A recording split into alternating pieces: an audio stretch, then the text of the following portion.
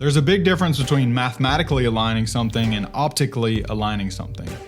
Now, even if you have a perfect grid and everything is 24 pixels spaced evenly, perfectly, in an interface, you're gonna have a lot of irregular shapes like triangles and rounded edges and icons and other factors that will cause the mathematically aligned pieces to just look weird. And so our eye can detect if something is off or not, even if it's perfectly mathematically aligned. So that's why we have to pay very close attention to making sure that everything is optically aligned, in addition to being nicely and well organized from a mathematical perspective. So let's dig into a couple examples and take a look at how this plays out in interface design. All right, this can be seen very simply with a simple square and a circle placed side by side. So you can see if I've got two squares right here, they're both 40 by 40. And if I round all of those and turn it into a circle, we've got a perfectly mathematical 40 by 40 circle and a perfect 40 by 40 square. But you can tell that if we zoom out a little bit, the square looks larger than the circle. And in fact, it is larger because it has more surface area. All of these spaces in between here are occupying the space that the circle just doesn't have. And this is also very, very common if you look at letters inside of a typeface. For example, the letter M and the letter O. You can see here, if you imagine this being our square and this being our circle over here, you know, look at the baseline here. The circle of the O is descending past the baseline. And it's super intentional because that is mathematically incorrect, but it's optically correct. And so as far back as letters were introduced in the printing press and any typographic undertaking, these rounded shapes have always extended past the bounds to create that balance of letter forms feeling the same way. It's less of a deal if it's exactly 4 pixels and exactly 4 pixels. You want it to, at the end of the day, you want it to feel right. So if you look back at this circle and this square, the way we can correct this is by just simply making the circle bigger. So if we go 44 by 44, this is 40 by 40 and this is 44. And I'm not using any mathematical formula here. I'm just making this a little bit larger. So if we zoom out, we can see that this is actually looking like possibly two even-sized shapes. The square and the circle both seem to be, about the same size. If you throw in a triangle into the mix, let's just make this into a triangle, then you have the same issue here. So now our triangle looks tiny compared to our square. So this might mean that we need to bring this wider, 44. Maybe that goes out to 44. And it could possibly even go up. But if we go up to 44, that might feel a little bit too tall. So let's bring it down to just 42. Maybe that needs to be 46. So I'm just trying to get the mass of the black shape even with the circle and the square. You might be wondering, what does this have to do with interface design? And I agree, these abstract examples aren't the best in terms of providing a real world example, but at this very, very primitive example, this is kind of where you can just fully understand the idea. So let's move beyond this and take a look at some actual real life examples. So just looking at these 3 icons, the goal here is that each of them are inside of this 24 by 24 artboard, but also you can tell that, see, the head of this profile icon is sticking out over the top of the mail icon, and the lock icon is a little bit thinner than the mail icon and sticks out a little bit higher. And it's very possible that you could try to make the lock as large as the mail icon, But if you think about a letter in real life versus a padlock, it's the scale difference. The padlock is going to be smaller. And so you kind of have to use your best judgment in things like this. So this one, I'm trying to keep things on the same baseline. So you can notice all of these icons are on the same baseline here. And this edit or compose icon is the same shape as that calendar icon. But you can see that I'm not trying to align this pencil mathematically to the top edge and the right edge. I wanted to just kind of stick it inside of this 24 by 24 space so that it felt kind of balanced. Because if I'm opening up that corner, then I want, if this isn't here, then that's going to feel pretty unbalanced. Now, you're not always going to be designing custom icon sets for all of your projects, but these examples are a really good example of when optical alignment kind of supersedes mathematical alignment. Mathematical will get you very far, and in a lot of times mathematical alignment is plenty of all that you need when it comes to boxes and rectangles and type inside of those things. But that's more of the science behind the design, and then you kind of have to use your gut instinct and your intuition to take it to the optical level and just move it around until it feels right. So use math to get you to a certain point, and then use your optical alignment ability to just really take it to the next level to make it just feel right. Math will only take you so far when it comes to aligning these objects. All right, let's take a look at one more example inside of a very commonly used piece of UI here, this play button inside of the circle on top of a video. Now, if I just create a circle, let's do 60 by 60, and we'll make this thing black. And then let's say I create a 24 by 24 triangle. I'm going to hit return to access these points and click there, hit the P key and hold option to deselect and remove these points. Now this, if I mathematically align the triangle and the circle with my quick keys here, or by clicking up here, now you can see if I hold my option key, this edge is perfectly 18 pixels from the side, all the way around, 18 pixels all the way around. So let's zoom out and see if it looks right. Move that out of the way.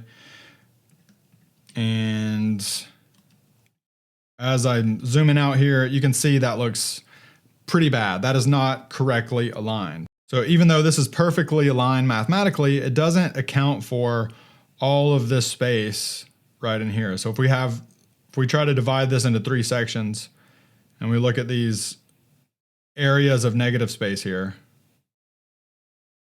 you can see that it's not quite even. These are much larger on the top and the bottom than it is over here on the left. So really all we have to do is just nudge it over to the right until it looks right. But even then, this triangle might be a little bit large. You have to think about the proportions as well. So I'm going to bring this down to like 20 pixels and then realign it. And let's say we give it a little bit of rounded corners here. Now, another trick to closely align mathematically is to duplicate that circle and then scale it down. And if the edges of the play button are touching the outer bounds of that kind of inner circle, then that means that you're pretty close. But you can see that if I mathematically align this, and now I've got 20 pixels of space all the way around, you can tell that this interior circle, even if it has, let's make it 20 as well. One more. So that's 20 pixels of space all the way around circle. And then you can see that if I'm using this radius tool on the corner, we're actually losing several pixels of optical space. So it's not quite the same thing. So we have to rely on our optical alignment for things like this instead of mathematics. And you can just tell that this is much more thoughtfully placed, and it starts to just feel a little bit more balanced. And once you have this in place, you can play with the size and try to figure out something that works a little bit better, but that's another really important place to get your optical alignment correct. All right, so now let's take a look at an actual real life interface design component that was used inside of a dashboard. I've just copied and pasted this component from another project. And on first glance, it seems fairly straightforward. You know, you've got your top margin, your side margins, and everything over here. But if we get in here and really start paying attention to everything, you can see that this title, if I measure it, it's 26 pixels from the top and 22 pixels from the edge of this top checkbox. And normally I like to stay in the 4 pixel measurement kind of implicit grid, but I've got a 16 by 16 pixel little toggle arrow here, because when this thing does have the ability to collapse, and this would rotate and turn. And what I'm doing here, you know, if you look at this bounding box of this typeface, and it does have 100% line height. Now I could try to drag this up and, you know, align it to the center, but you're not always going to want to do that. So we've got our 16 by 16 anchor here, and that is what I'm using for the corner measurement here. And so I want this to be aligned vertically with this thing here. And I can't just put it right in the center and align these center, because there's, for one, the triangle, just like you remember in this example here, the triangle, you know, it's not going to fit the same way that just a straight up square beside a square is going to fit. So I have to kind of optically balance the vertical center right here. And it's not always something that you can just mathematically align. You're going to have to get in there and just say, okay, this it's a little too low, that's a little too high. Okay, let's put it right there. And now what I want is for this other stuff to line up as well. So I've got the top edge here is 24, and then I want the distance between these two to be 24. But if I check it with my typeface, I've got 25 and 23, which is not quite the implicit grid guideline, but I'm basing it off of these kind of extended rectangular shapes because they're easier to measure by. So if I want that to be 12 pixels. Now I am going to left align these. And if I wanted to go even crazier, I could nudge that over to be 11 pixels instead of 12. But the reason is because if I was using a capital M here, that might be some of these. See the A would kind of like stretch over and fill that entire space, whereas like the B, you're gonna have these certain letter forms that are gonna have a little bit of wiggle room in between the letter box. So you don't really want to go too over the top with your optical alignment when you're left aligning things. So I'm going to keep that at 12, and I want this to be at 12 as well. So there's a nice left alignment right here. And I want that to go all the way down to here. But you'll notice that I've got this button hanging over. See, that's 32 and 32. So I've got this at 20 and I've got this at 32. Now, if I was following the strict mathematical grid, I might end up having the button that looked more like this. And then I've got 20 on both sides, and then I might bring this up so there's 20 on the bottom. But there's not anything wrong with that. There's absolutely nothing wrong with making this 20 and that 20, but I wanted this button to have a little bit more space around it. I thought it looked kind of nice to have. I had it at 32. Let's put it back where it was. All right, so that's 32. So I've got this is 24 from there, and then this thing, let's make that 24. All right, so that's 24, and let's make that 24 as well. There we go. So now I've got this mathematical grid, 24 on top, 20 on the sides. And a lot of times I put a little bit more padding on the top of these big components. The top and the bottom might have a little bit more than the sides, just because sometimes it can just feel a little bit out of balance. So if I ever cheat a little bit more, I might add a little bit to the top, or especially sometimes more to the bottom. And it's all a matter of just optically aligning and optically balancing those components. 20 there and 12. So I got 24, 24, and 24. And now the question here would be, okay, so I've got 48 on the left and right of this edge. That means I'm going to want to mirror that on the other side. And there's nothing wrong with left aligning this button with stuff like that. Like I could have even kept a smaller button here, but this kind of goes back to the square versus the circle example. If I've got a really sharp left aligned edge with a very rounded pill-shaped button, that's just not going to quite work, because that's similar to putting this exactly the same size circle right here with the square and having them all the same size, and then it's just naturally going to feel a little bit wrong. You're naturally going to want to cheat that over a little bit. So this square circle example is happening with actual UI components right here. So if we imagine all of this as a square and we've got our circle, then we're naturally going to want to come over a little bit more to balance that out. So let's get that out of there. Now, if this was an actual square button, this might be perfectly fine, you know, to mimic these. If I was mimicking this at like 4 pixel radius, then it would be fine to keep it right there. In fact, you know, it could work if we brought that over like that as well, but it might actually be better for us to keep it even on all sides if we were going to use this radius.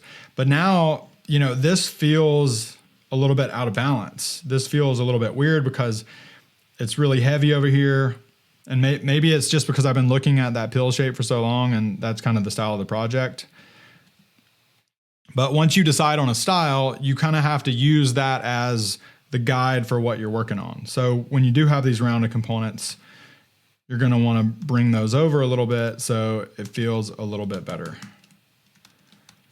So let's put that back at 32. So we still got 24 there, and 32 along the sides and the bottom. So now we need to make a decision. Do we want to do 24 on the top and 24 on the bottom?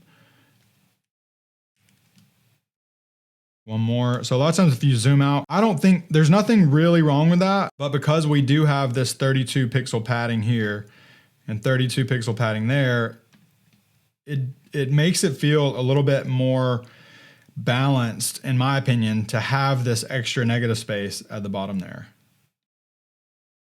Also, we have, you know, keep in mind, we've got a lot of negative space here, a lot of negative space here.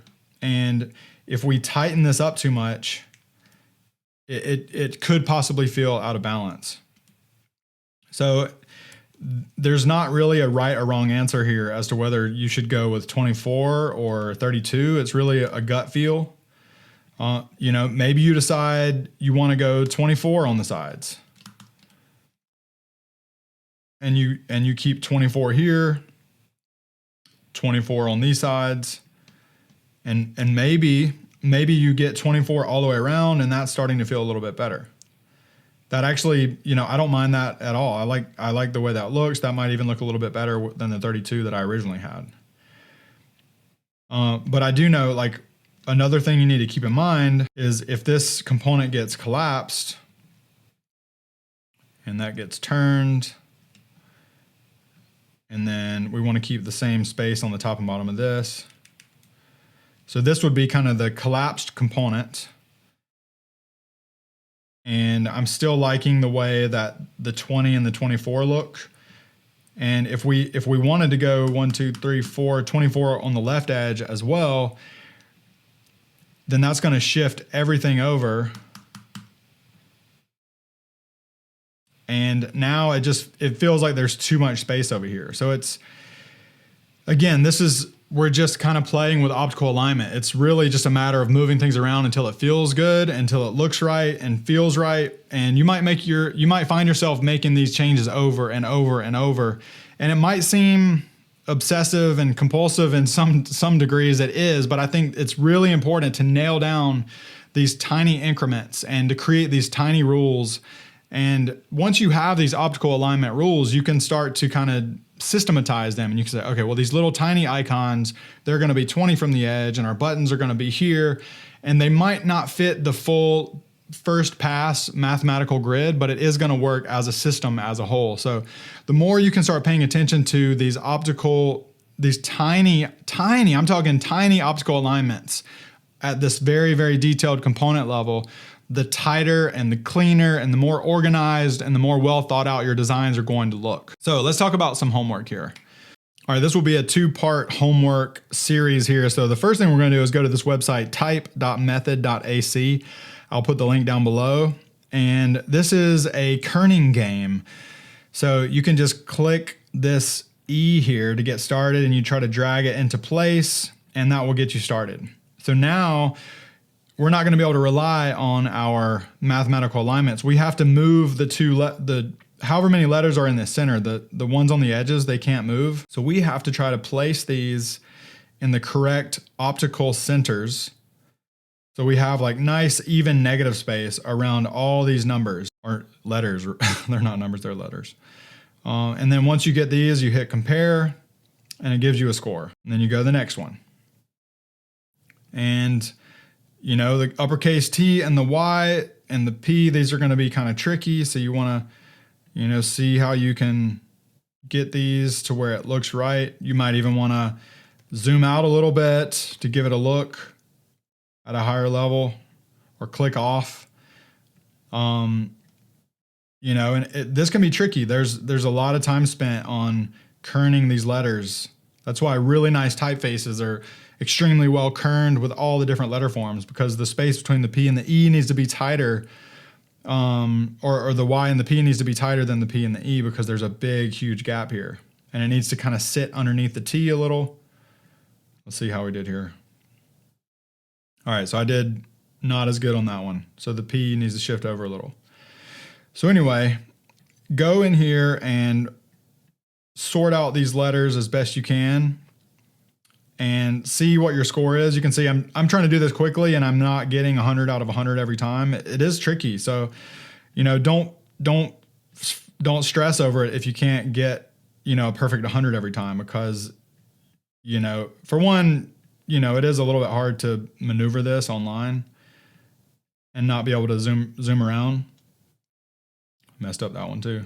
But yes, this is a good first exercise. The more you can get better at optically aligning letters and kerning the letters, it's just going to start training your eye to get really used to looking at. Same way that we're kerning these letters, we need to effectively kern all of our interface pieces, and we need to bump this one over to 20 instead of 24, or this one to 32 instead of 24, if it feels better. The same way that these letter forms need to be moved just so optically, without relying on a mathematic grid, to just feel correct. So that's the first part of the homework. The second part of the homework, I want you to take some images from Unsplash, like just do one or two. Do like a 160 by 90 rectangle, or 360 by 180 as like kind of a video thumbnail or a video kind of poster card, and then draw a play icon on top of it, circle and a triangle, and try to get that optically centered. You can use any picture, any color, whatever you want to do.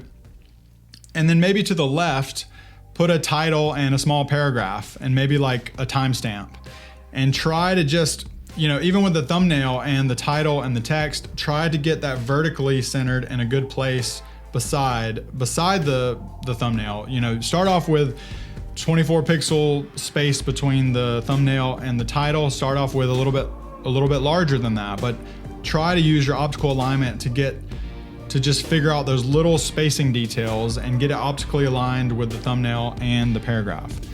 And once you do that, you know, maybe duplicate it and see if that works with another image or another body of text, and see if that needs to change. So kind of an exercise here, not really trying to create a portfolio piece, just trying to really nail down the optical alignment gut instinct. So get that homework done and we'll take it from there.